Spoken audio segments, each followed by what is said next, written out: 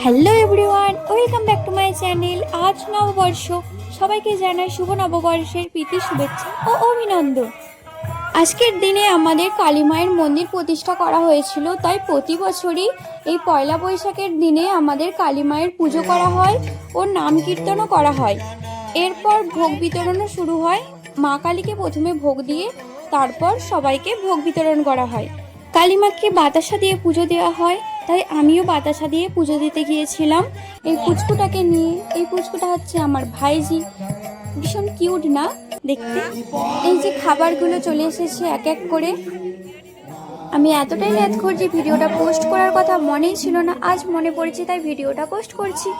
তোমরা জলদি জলদি like, comment, share and subscribe করে দাও। তো বন্ধুরা দেখো কত লোকের ভিড় জমে গেছে। নাম কীর্তন প্রায় শেষের পথে, এরপরেই ভোগ বিতরণ শুরু হয়ে যাবে। আমাদের এখানে বসেই খাওয়ানো হয়, সেই জন্য অনেক লোক এসেছে। এই যে নাম কীর্তন চলছে, কে কে সবাই খেতে বসে শুরু করে দিয়েছে। এরপর ভোগ দেওয়া শুরু হয়ে যাবে। পুজো শেষ হয়ে গেছে, সেই জন্য প্রসাদ নেওয়ার জন্য নাম ডাকছে সবার একে একে।